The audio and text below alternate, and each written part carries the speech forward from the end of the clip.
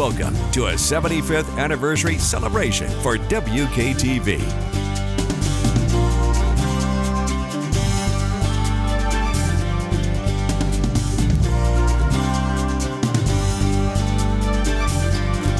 Thank you for joining us tonight and every night for the last 75 years. 1949 is not just the start of WKTV, but the birth of television in the Mohawk Valley. And over the next hour and a half, I should say, the building of a brand, a trusted reputation.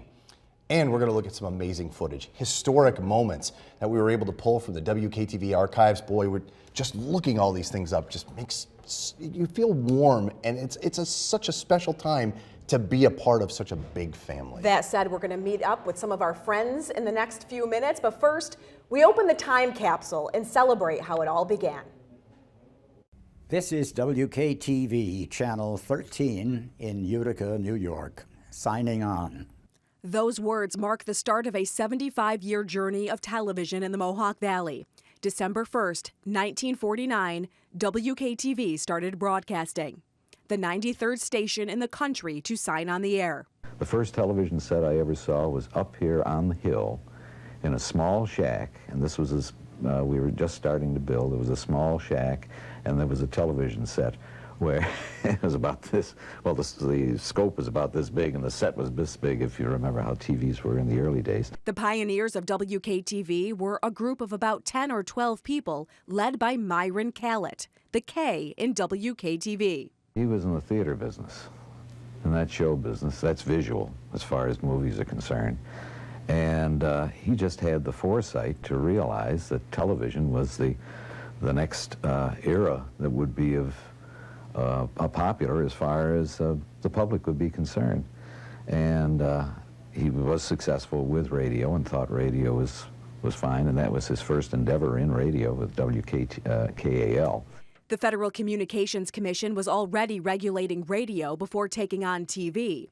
Callett was one of many people granted a license to put a station on the air, but not all would come to be, not at that time anyway. The FCC really got themselves embroiled in quite a bit of problems because of the rapid granting of various channels and things of this nature. So they put a freeze on. Suddenly declared a freeze. They saw very quickly that there wouldn't be enough room in the electromagnetic spectrum for television stations if they were confined to the VHF band.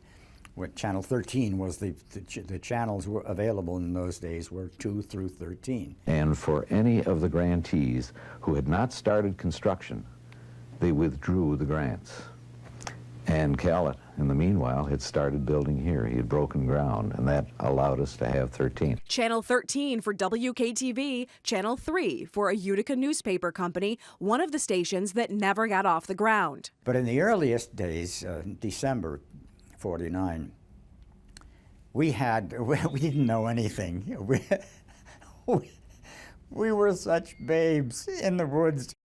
There was no road map, no instruction manual. Everything was kind of brand new, not knowing what to do, how to do it. The chief engineer for Callett's WKAL radio station came to the rescue. He built the thing ground up with his own hands and sweat, and he knew every wire and cable and microphone and camera in the business. And I think without a person like D. Layton, it would have almost been impossible. But he had the foresight and the knowledge and the ability to do it. Before we were able to come on with programming, while we were testing equipment, the FCC said you cannot play music with any video unless the video is moving.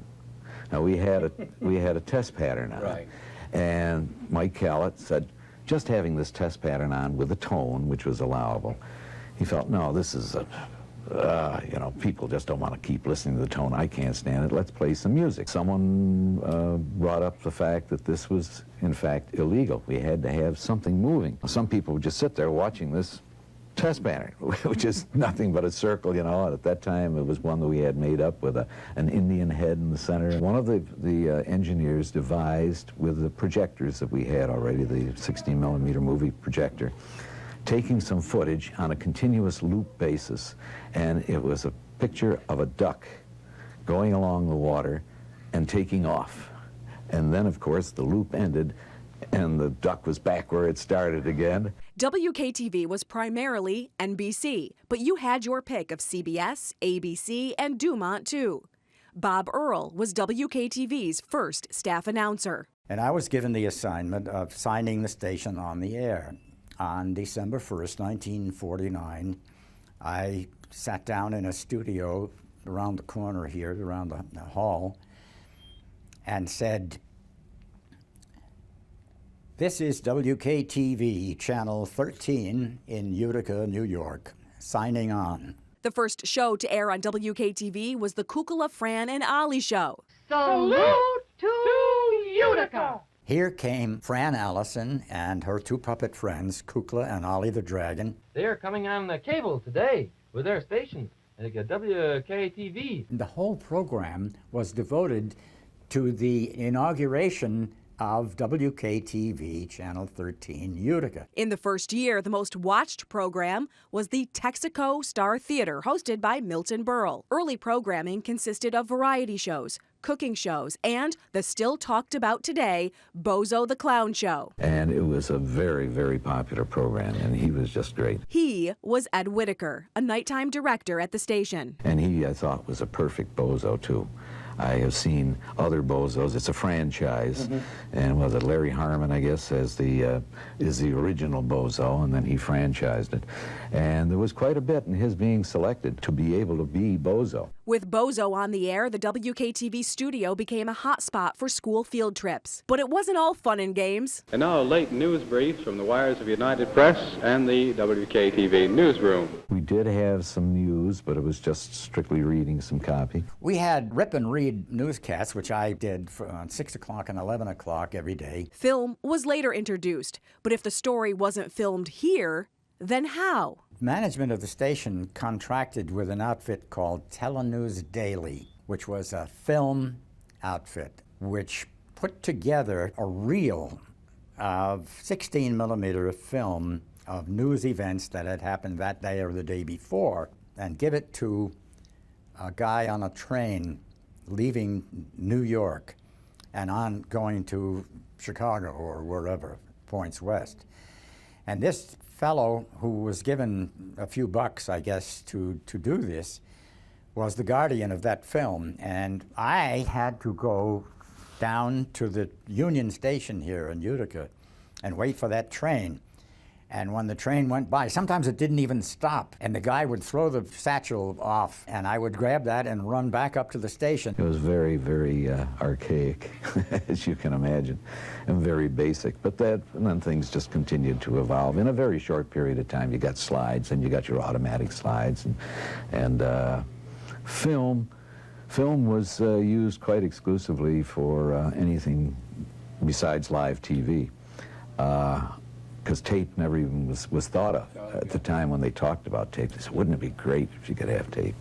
And then it suddenly came into play. This was way, way before teleprompters and anything. So anyway, I got very sick and tired of writing out the news because they didn't want to do it this way, you know, looking down and that. So I used to write it out on these big sheets of white paper and read it next to the camera. So I thought to myself, boy, if only somebody could tell me this stuff as I'm doing it, I could repeat it as I heard it.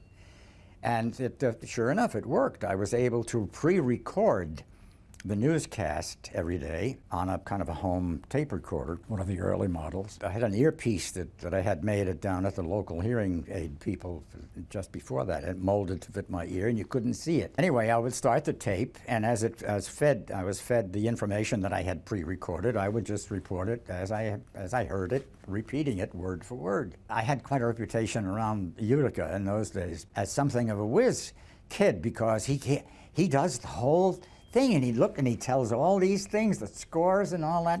Dick Clark came in and he saw that I was using this thing, and he asked about it, and I like to say that I taught him everything he knows. Dick Clark is WKTV's most famous alum, but that wasn't his on-air name in Utica. We put a lot of porcelain letters on a board on the floor and started trying out different names. Vic Cromwell, our cameraman, focused on it, and we looked at the monitor and we tried. Dick and I were looking at it, and we said, "What do you think, Dick this or Dick that or about?" And Dick Clay came up as one of the choices, and it was nice and short. Clark, born in Utica, couldn't use his given name because he shared it with his father, who was in radio. Dick Clay was at WKTV and in television for a year and a half before he moved to Philadelphia for radio work. The executive vice president here said, "My gosh, you're taking a step backwards. You're going from television into radio." Well, he got to Philadelphia, and a month later, the kids' show host had a problem, and Dick Clark was the closest and the best, so they moved him up into that program, and the rest is history. American Bandstand. And Bob Earl went on to host the National GE College Bowl. In 1952, NBC's Today launched, and WKTV carried it, the first morning program. And no network service after that. Once you came on in the morning, you couldn't go off again. And very shortly thereafter, there was additional programming that went. In the 50s and 60s, WKTV produced a lot of its own programs, including a cooking show hosted by Gene Fair. There were a number of other homemakers that we had for quite a number of years, and that was always a very successful program. We had a kitchen. That was the first thing, even in the old original studio, we had a kitchen, and we always enjoyed the finished product. This is Jerry Fiore with comments, cameras, and crews on location. In 1957, WKTV's news announcer became Jerry Fiore. Calm, easygoing, did a straightforward, excellent news job. Always in control, always up to the minute, and a good newsman. A role he held locally for more than 20 years. Hello, Lyle Mosley here. Lyle Bosley was a newscaster, host of High School Quiz Show, and jack of all trades. Dick Lawler joined the staff in 1972. And a year later, WKTV had its first female at the anchor desk, Donna Hanover, who later married Rudy Giuliani. I remember it being a wonderfully warm, hospitable place. When I moved here, I was the first woman to work full-time on the air in television in Utica, and I was welcomed with open arms. Fiore left in 1977 to be replaced by native son Bill Warden. For all of us at TV2, good night. It would be the 10th anniversary of the station before WKTV was given Channel 2. The pitch was made to the FCC that Channel 2 was needed for this area in addition to Channel 13, but that's not how it played out. Channel 2 became feasible for this area, but the FCC said, okay, we'll take Channel 13 and move that to the Albany area and have WKTV move to Channel 2. January 1st, 1959, WKTV Channel 2 was born, and the tower and transmitter still used today moved to Middleville on Callett Hill. Not the only change, the same year Myron Callett sold WKTV, so the story goes over a cup of coffee and a handshake with Paul Herron. 1963, cable television started to come into play. Mr. Herron got into cable, not knowing what it was going to do, if it was going to hurt broadcast or not. If it was going to hurt broadcast, let's be part of it, as Mr. Callett thought about radio hurting the theater business and television. So cable was born here in Utica. For decades, WKTV and Herron Cable operated independently, but were related by ownership. When the FCC fine-tuned its regulations on this, WKTV was sold to its third owner. In 1992, Smith Television of New York came in. I'm very, very proud of the great history and tradition of this station. It's one of the oldest NBC affiliates anywhere in the country. And one of the best, which was the attraction for Bob Prather of Heartland Media, WKTV's owner since 2014. This has been a great station. It's been 10 years since I bought it. I couldn't ask for better people, couldn't ask for a better station involved in the community. People here, everywhere you go, what do you watch? They say, WKTV. There's no question. They don't even mention anything else. And it makes you feel good. I'm a big believer in local stations being part of the community, the fabric of the community, I call it. And this station is a perfect example of that. It just is interwoven in the community. We have such pride in this station and in our community, which makes a hard job an easy one. And still ahead, we welcome guests into the studio and the building of the News Channel 2 brand. What does where the news comes first mean? It means you come first. At News Channel 2, when a story is complicated, we give you more details. If the city can't solve its own fiscal problems, the state may have to take over to make it clear and easy to understand. Hi, this is Ryan Nobles, Capitol Hill correspondent for NBC News, coming to you from the Meet the Press set in Washington. It's a full circle moment for me to be back reporting for WKTV on NBC after getting my career started in Central New York 25 years ago. That's when we celebrated the station's 50-year anniversary. WKTV holds a special place in my heart. Not only was it my first real TV job, but it was also the place where I met my wife. You probably remember her as my co-anchor, Carrie Kirkpatrick. We helped to launch the Live at 5 News Hour the week before the terrorist attacks of 9/11. We just celebrated our 20th anniversary. We have 4 amazing kids who love hearing our stories about our time in Utica. Every single day in this job, which I consider my dream job, I lean on the lessons learned at WKTV. From running to high school, getting highlights for Sports Express with Jason Paulus, or learning from journalistic superstars like Jolene Ferris, to working in the field with legends like Keith Hunt, Earl Davis, and Kirk Tupai. The foundation for my career and my family was built here. I consider it a high honor to have worked at one of the best TV stations in the country. Happy anniversary, WKTV. The best is yet to come. If you just give me a hand there, we'll try to demonstrate just exactly what happens. Let's get it fairly level. So you're going to turn the clock back 1 hour, right?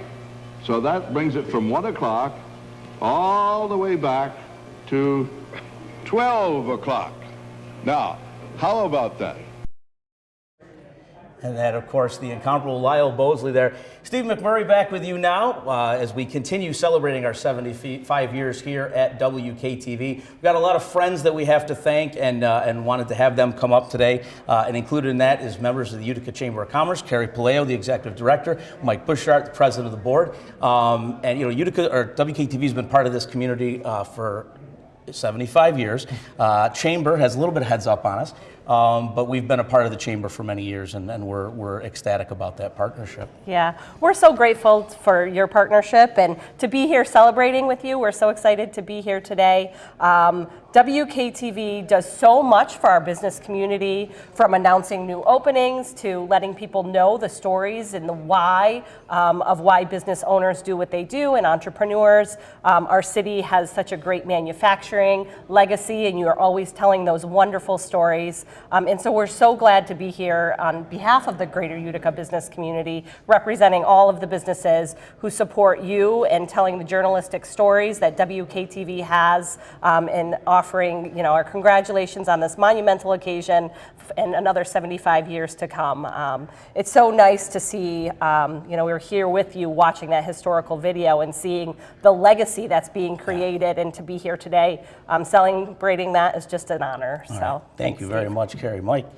Steve, so as Carrie said, thank you for everything you do for the community and especially for the Chamber. Thank you for inviting us to be here as part of this today.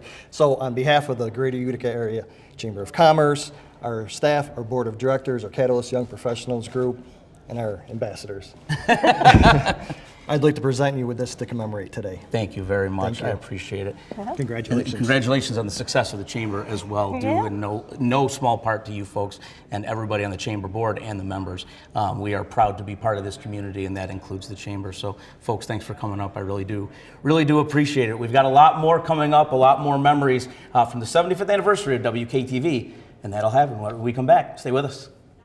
One of my memorable moments of working at Channel 2, the date was September 14th, 2001. Yes, 3 days after 9/11, and we organized a telethon along with United Way. On that day, we started raising money for people who were frustrated by what had happened, people who wanted to give, to do something at that time. And from 6 a.m. in the morning until 11 o'clock at night, we raised $750,000. To this day, it's still one of the best memories I've ever had about working in television, and it happened here at Channel 2. Ladies and gentlemen, take a peek at Dancing Party every week, starring Lawrence Welk and his Champagne Music Makers. Well, no Lawrence Welk here today, but we do have champagne, but not right here. Welcome back to our 75th anniversary celebration. Joined now by members of the Herkimer County Chamber of Commerce. Again, we're based in Deer Village, Oneida County, but we serve Oneida, Herkimer, Otsego, parts of Madison, parts of Lewis County. But I have the folks from Herkimer here. Denise Kavanaugh, Executive Director of the Chamber. And Denise, I'll turn it over. Yes, we have our board members here today. Steve Long, our board president, Dick Dow, our immediate past president, first Vice President Deb Kessler, and Secretary Denise. So thank you for being with Denise us. Snyder, Denise and Denise. I know exactly where I need to stand. So. And we would love to give you a proclamation today. We're so happy about this and congratulate you on your anniversary. Whereas WKTV went on air December 1st, 1949 as the 93rd television station in the country, and whereas a new tower was built on the top of the hill in Middleville, New York, and on January 1st, 1959, WKTV became Channel 2. That's in Herkimer County, Middleville, but go ahead. Yes, and whereas in March 2014, WKTV and WBU were purchased by Heartland Media and became the first station in the Heartland Television Group, and whereas WKTV has served the Mohawk Valley for 75 years, providing the latest news, weather, sports to the area.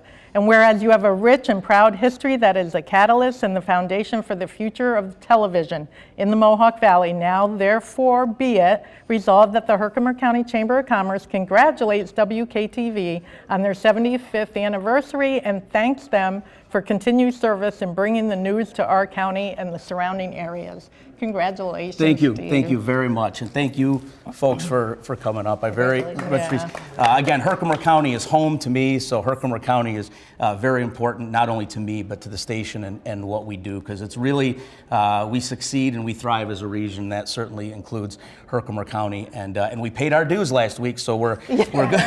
Thank you. Well, Denise did say, she goes, we're going to keep it, but no, we're all good. But I do appreciate you folks coming up the hill, and I know you folks are avid viewers, you're local natives, and I appreciate that. And we intend to stay around a lot longer and do more good work. So I really do appreciate it. Thanks a lot. Thank you so much. Thank you, Steve. We'll be back with more after this. Well, happy 75th WKTV. Megan Koskovich here. I worked as a morning anchor and reporter there, now working in my fabulous home state of Maryland. But I will always cherish my time at WKTV and in the Mohawk Valley for a couple of reasons. One, of course, the incredible people I got to work with during my time there, many of whom I still keep in touch with, some that have become lifelong friends, but also the viewers. I was a 20-something outsider on my own for the first time, and you all embraced me, welcomed me, and made me feel like part of the community, and I will be forever grateful for that. In fact, many of you still message me on Facebook just to say hi or see how I'm doing. So I really do cherish those memories and the time that I spent at WKTV and in Utica. So cheers to 75, and here's to 75 more. Hi, I'm Jolene Ferris. I am so proud to have been here for 31 of our 75 years. It's my job now to usher you from the 90s to now, the changes we've seen together and what the future might hold that we will face together. Nobody had computers when I started here. I mean, 1975 is when I walked in the door. WKTV Chief Engineer Tom McNichol has been with us right around 50 years, a witness to and shepherd of half a century of change. I think the first computer we got was probably late 70s, early 80s, and it was a little green screen terminal in the newsroom that received Associated Press feeds. No computers. What did they have, typewriters? Yes, everything was typed out. All the scripts were typed on typewriters. Oh, what sci-fi-esque modernization and evolution lie ahead of us. One of the biggest changes that happened, like I think it was around 92, 93, was getting away from the large format tapes, like 2-inch tape, and getting away from film in the news department. Gone were the massive 3/4-inch tape decks and tapes, replaced by smaller beta tapes. They're still bulky to carry around for the photographers, but that was the next step after film. It seemed so cutting edge at the time. Once you put a film reel together and took it in the back to run for a newscast, you couldn't edit that. You couldn't drop a story. You couldn't switch stories around because they were all spliced together on one reel and put up on the projector. You go to a tape format, and now we had individual tapes for each story that went into 4 different machines, and there was an operator who would shuffle between the machines. You could make changes on the fly very easily. Before long, there would be no more need to leave your newsroom desk for the edit base to edit a news story. Enter nonlinear editing. Tapes are replaced by a tiny SD card about the size of a penny, and everything, even editing, is done at your desk. And now everybody in the news department has access to that clip. The 90s are when we went live, first with a massive live truck that always felt like it never wanted to move. Today, we do live shots from backpacks. It wasn't just how we shot and edited the news that would undergo massive changes, but how we deliver it to you in your home. I think one of the major changes I encountered in my time here in almost 50 years was going to digital, going to an HD format. When we had to install a digital transmitter, change channels, and then run both channels at the same time for a while. In 2008, Chief Engineer Tom McNichol pulled the lever signaling the end of our analog transmission. We were now digital, and that meant the end of the sign-on era. Not like the brazen giant of Greek fame with conquering limbs astride from land to land. Here at our sea-washed sunset gate shall stand a mighty woman with a torch, whose flame is the imprisoned lightning, and her name, Mother of Exile. From her beacon hand glows worldwide welcome. Her mild eyes command the air-bridged harbor the Twin Cities frame. Keep, ancient lands, your storied pomp, cries she with silent lips. Give me your tired, your poor, your huddled masses yearning to breathe free. The wretched refuse of your teeming shore, send these, the homeless, tempest-tossed, to me. I lift my lamp beside the golden door.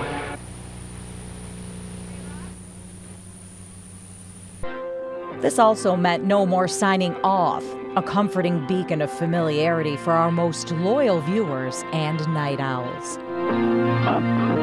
Up the long, delirious, burning blue, I top the windswept heights with easy grace, where never lark or even eagle flew.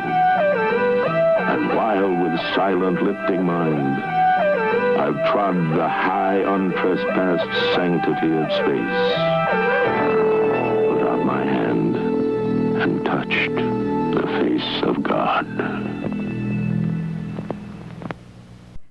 We didn't need a sign on or off anymore because we were broadcasting around the clock. Because turning the digital transmitter off, that would have taken too long for the tubes to heat back up.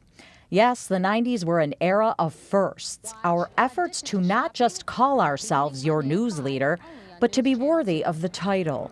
News Channel 2, first with a half hour of morning news, first with the noon news, first with weekend news, first with meteorologists, first with Doppler radar, and more. News Channel 2, doing it right the first time. News you can count on in every newscast, every day. Watch the proven news leader, News Channel 2, the first choice, the right choice for news. Our postmodern 90s forward era didn't only mean strides in technology for KTV, it meant strides in humanity. We weren't just building and buying better equipment. We were building something equally, if not more important, though perhaps less obvious and tangible. We were building relationships, connections with the people we serve, reaching for their hearts, not just their TV sets. The Smith television era. We felt that that this market was ripe for someone to take the leadership position in the market with respect to all of the public service organizations and great cultural attractions that this area has to offer. By coming in and bringing this type of an opportunity into all of the public service organizations, we were able to allow a lot of these businesses and organizations to prosper, and as they prosper and grew, we made friends. Those friends began to watch our television station more closely and began to have a vested interest in what we were doing. And as we improved the product, And as we got more involved in the community, we just attracted more people. It made good business sense, and as a new member of the community, I certainly wanted to make this a great place for my family and all the other people that live in this area for years to come.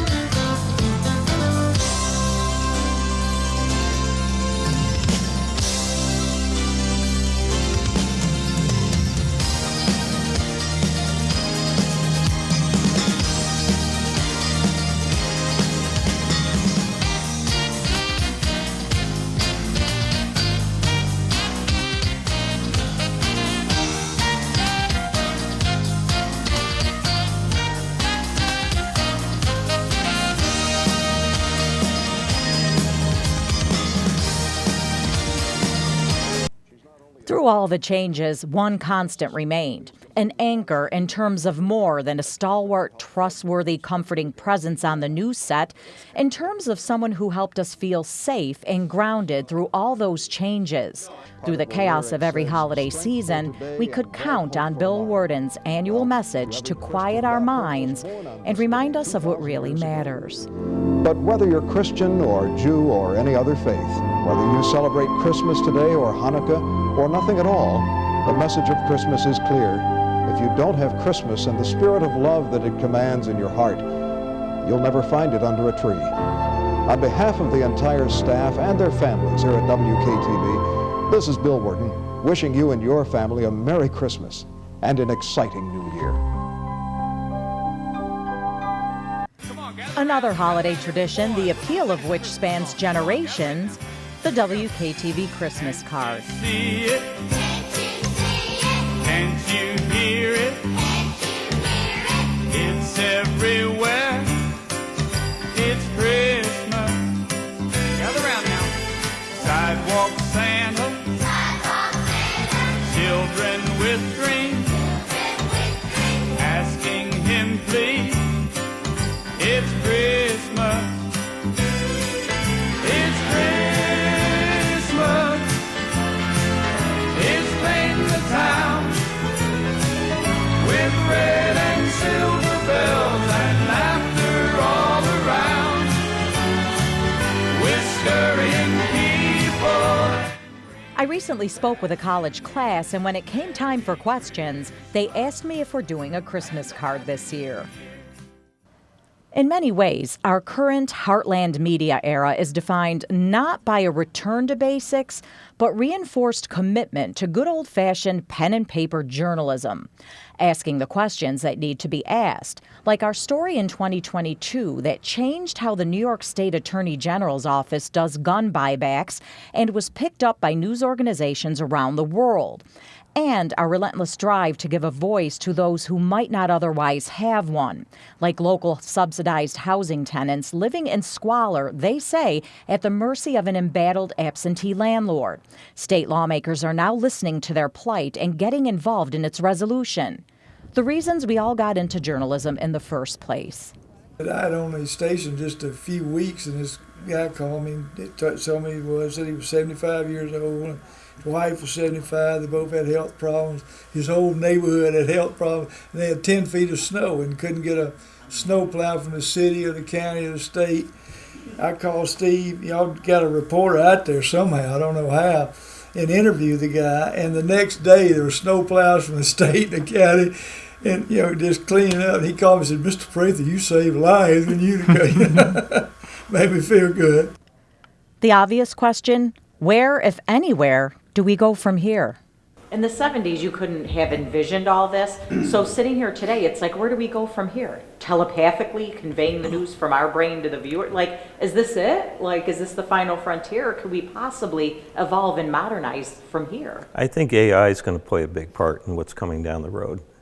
I think AI is going to write a lot of your scripts at some point.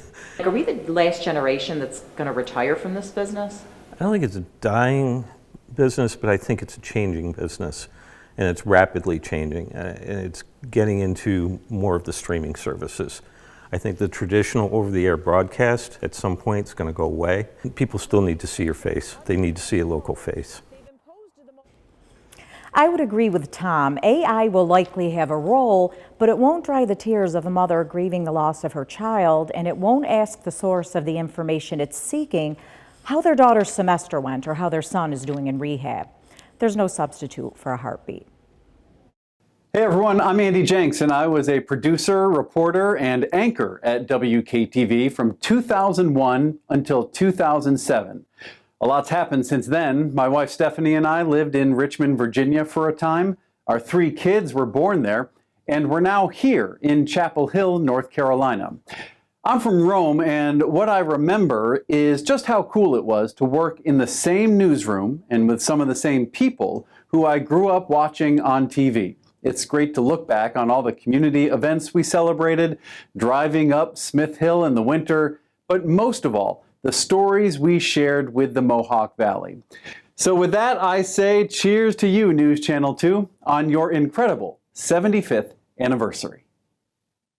And welcome back to our 75th anniversary here at WKTV. Joined now by State Senator Joe Griffo, and actually you had several titles during your political career and some of the 75 years. Not 75 Not 75, I know. But you know, Rome Mayor, Utica County Executive, and now State Senator. And we've talked to you a lot over the years about any myriad of issues, and want to appreciate we appreciate your accessibility and honesty. Quite honestly, when we ask you a question, you never look for an out, and we appreciate that. Thank you, Stephen. You know, it's an amazing accomplishment, amazing 75 years. And what I would like to say to all of your team here, both the on-air personalities, the support staff, all the individuals involved with this operation, you've done so much to continue to cover the news, to inform our community about what's happening, whether it's joyous or sad.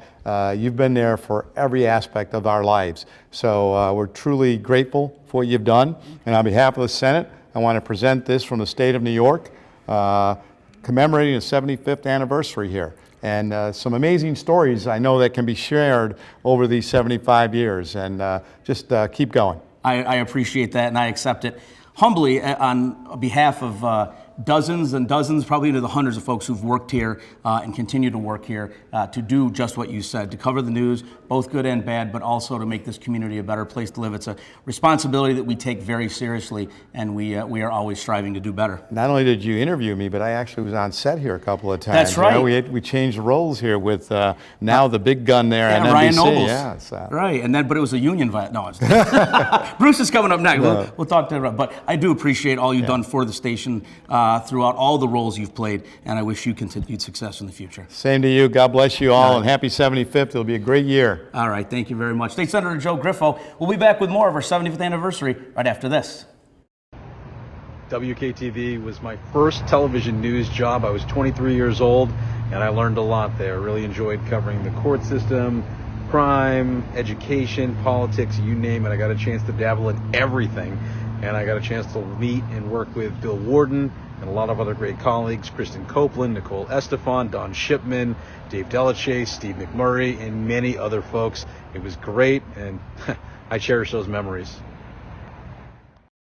This is Uncle Louis for Phillips' Army Navy store at 120 Genesee Street in Utica, New York. Now, folks, this is the largest Army Navy store in central New York and full of merchandise for you wonderful people out there. Now, I want to show you the jacket I have here. A regular 1995 jacket, insulated and warm as toast for only $14.95. Folks, I'm throwing that away. And here you are. I want you to look at this Woolrich jacket, a regular 1995 deal for only for you for $16.95. And here it is. I'm throwing that away. And folks, I want you to come over here and look at my merchandise. I'll give you the greatest buy of a lifetime. I'm even going to throw the box away. It don't make any difference, but I want you to look at my merchandise once more. And don't forget, folks, this is Uncle Louis. Another vintage commercial from our archives. We hope you enjoyed it. I don't know how we can segue to vintage, but I'll introduce. Here we go. So, Bruce Hairston, this is Bruce Hairston, who is the executive director of the Rome Chamber of Commerce, but has held several other positions over the years that we've talked you through, Rome YMCA. But most notably, when I first started here, Bruce was yes. the business agent for the yes, union. Yes, 2003, 2006. That's right. Yes. It was Teamsters 182 back then. That's right. Yeah. Right. So we did that, and we had some, but we always had a great, and still have a great relationship with the union, and that is no small part to what you did. Always a calming presence and influence, and getting the job done, and coming to compromise. And we appreciate Well, that. I appreciate that. And this place brings back some really good memories for me. Because I worked at Hood, became a foreman, a shop steward, and then became a business agent. And this was one of my units. And I always enjoyed coming up here. I didn't know what to expect because I had Vic Vetters and Steve Mayer, and they can be tough. But I enjoyed the people here, and some of them still work here, which is great. Oh, yeah. You know, We've got a long-serving really staff, and makes my job easy. So I've transitioned now, was at the Y for 18.5 years and stayed in touch with you. Oh, yeah. Hey, can you come take a picture? Hey, can you come over here, everybody? So we always had activities going on. You were always very accommodating. Your staff was always accommodating. It was always great when I see some of the guys like Tom. I say, hey, how you doing? No doubt. Jason and me were talking a little while ago and reminiscing a little bit and stuff. So I really enjoyed coming here, and I'm excited about giving you guys a plaque because this is the exciting part of the job. Sure. And I've only been in the job for 4 months, and I came in during the tornado. So it's nice when you have things like this that you could do where it brings a smile to your face and you can really say, hey, you guys have meant a lot to this community. You guys always go out of your way to kind of make sure you spread the wealth. And I know you have a large area to cover, Herkimer, probably Madison some, Utica, Rome, Otsego. So, you know, you've always given the time when you can, and I know staffing isn't what it used to be anywhere, but 75 years of you guys being in service here and taking these trips up to the hill here, it really did. I was driving up here, I said, man, I remember this, you know, but it wasn't snowing, which was a good thing. Well, we got you up here now, so we're good. So congratulations. I'm not going to read it, but it just says, since December 1st, 1949, and I hope you guys keep doing what you're doing. Okay? Right, I appreciate it, Bruce. Thanks so much, man. Always a pleasure. And good luck to you. Thank you. I appreciate it. And we'll be back with more right after this. Still ahead on News Channel 2 at 6, some of the top stories covered over more than 7 decades. But our celebration of 75 years doesn't end tonight. We'll continue to share old clips and stories and look ahead to the future of broadcasting. We come to work every day with our family, and we want to thank you for letting us be a part of yours. Cheers to 75 years.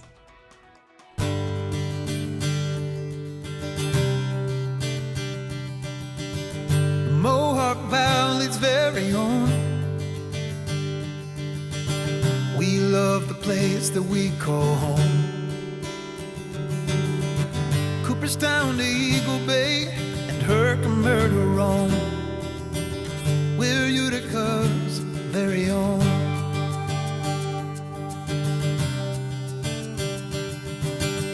We're proud of how it feels to be diamond of the great Northeast. Through every season, life's been good to us, you know. We're Utica's very own. So here's to all the good friends who've been with us through the years, that warmed our souls with laughter, yeah, and shouldered all our tears. You know we're all somehow connected, like the words to some great song. We're Utica's very own.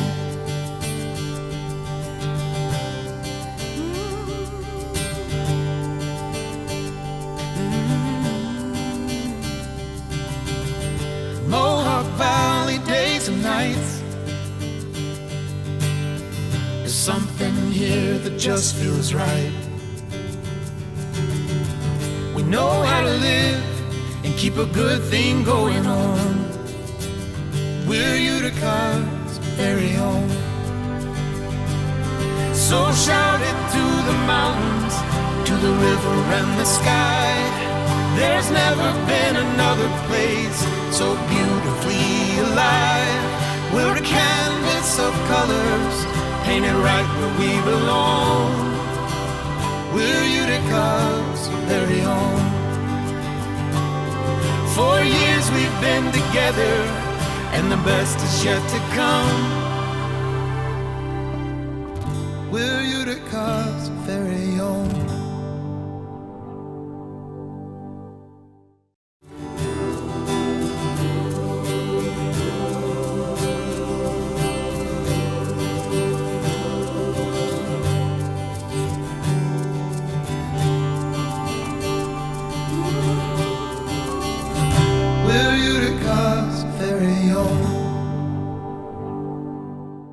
Still ahead here on News Channel 2 at 6, from the opening of the Odd to a visit from Robert F. Kennedy, we've always been where the news comes first. We continue our look back at 75 years on the air by taking a look back at some of the biggest stories we've covered. Hi everyone, it's Senator Chuck Schumer, and I am here to say congratulations to WKTV News Channel 2 on an incredible milestone, 75 years of broadcasting excellence. As many of you know, my father grew up in Utica, on Miller Street in the Cornhill section, and I know WKTV. For over 7 decades, WKTV has been a trusted source of news, of information, and of community connection. You all know that when you drive up Smith Hill, in whatever weather condition presents itself, it's game on. So here's to 75 years of impactful local news, many more years of success to come. And one more thing, here's my wave for the on-air holiday greeting card. I've always wanted to do that. We've covered a lot of stories in the last 7.5 decades. Maybe impossible to show them all, but News Channel 2's Ben Kinney has been digging through the archives and found some of the biggest headline makers in our time on air. Yeah, guys, good evening. And as you heard earlier, this is where our story started. December 1st, 1949, I was able to find a copy of the Utica Daily Press from the day we went to air. It's a day that would change the way the Mohawk Valley receives their news. In the years following World War II, Utica was a city on the rise. More jobs led to a rising population. In the city, a new option for entertainment was built, the Utica Memorial Auditorium. News Channel 2 was there at the first event held in the arena, March 13th, 1960, the Greater Utica Industrial Exhibition. The 3-day event drew 45,000 attendees. The Mohawk Valley's place as a center for industry led the area to become the backdrop for many political visits. Robert F. Kennedy sat down with Lyle Bosley while campaigning on behalf of his brother's presidential campaign. One more question, Mr. Kennedy. Have you given any thought to what your position would be should your brother become president? I have not. I've been interested in this part, and I haven't had a chance to think of any other matter, and Senator Kennedy hasn't mentioned anything to me. I see. Thank you very much. Thank you very much. In his brother's administration, the future state senator would be appointed attorney general and play a role in the prosecution of Jimmy Hoffa, who would sit down with Jerry Fiore at one point. RFK would be back in the area the next year while running for New York State Senate. I want to say first how grateful I am to be here in Rome. We were also there when a brand new shopping destination for Uticans opened, the Boston store, and a new museum, the Munson Art Institute. We were also there for the dedication of a new Catholic high school, Utica Notre Dame. A new way for Uticans to travel opened as well, the ribbon cut on the North-South Arterial in 1958. In 1961, the opportunity for education grew. Utica University, then Utica College, opened their new campus on Burstone Road, Mohawk Valley Community College opening their campus as well. In the 1970s, workers for the Mohawk Valley's hometown airline, Mohawk Airways, decided to go on strike. We were there as the votes were cast and as they hit the picket lines. We also showed you when they made history as one of the first regional airliners to have jet aircraft in their fleet. Our time on the air has seen 7 state governors, 13 mayors for the city of Utica, 16 for Rome, countless legislators, and council people, and we've covered them all. In 1980, we watched as Utica became a hub for rail travelers heading to the Winter Olympics in Lake Placid. Central New York seems to have a mind of its own when it comes to the weather. One of the most notable winter storms, February 4th, 1961. 18 inches of snow were measured at the Oneida County Airport. Griffiths totaled over 2 feet. On May 2nd, 1983, the village of Boonville was devastated by the largest tornado to ever hit Oneida County, an EF3. $15 million in damage was done to the village, but amazingly, no one was killed. In 1986, we watched in horror as the Space Shuttle Challenger exploded before our eyes. On board, a son of the valley, Mohawk native Gregory Jarvis. The 1990s saw some of the area's biggest stories, some that gained national attention. In 1993, the nation turned their attention to the town of Litchfield, where searchers from around the Mohawk Valley worked tirelessly to find 12-year-old Sarah Ann Wood. Blue ribbons donned the trees and street lamps all over the area. In 1995, we were in the courtroom when the man who confessed to kidnapping and killing her, Louis Lent, was brought to justice. Causing the death of Sarah Ann Wood, that you are hereby sentenced to an indeterminate sentence of imprisonment, which shall have a maximum term of life and a minimum term of 25 years. Our community has had its ups and downs. One of the largest blows in September of 1995.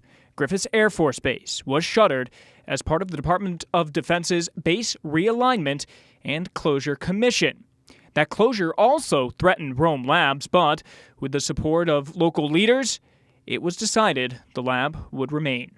Good evening, everybody. A victory today for Rome, a big one in all of New York. In the nationwide battle over military bases, the Federal Base Closure Commission voting unanimously this morning to keep the Rome lab open. But what would happen to the now shuttered air base? That's where a team led by Steve DeMio entered to repurpose the base and helped to build it back to what it is today.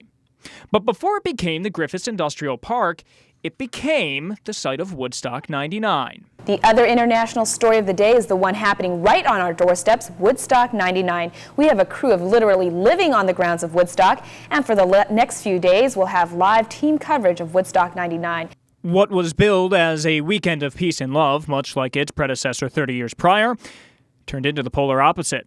Riots breaking out, the festival turned into complete pandemonium and chaos. Channel 2 at 6 begins now. It's all over, including the shouting, but not without some serious damage. Woodstock 99 marred by violence and destruction of property.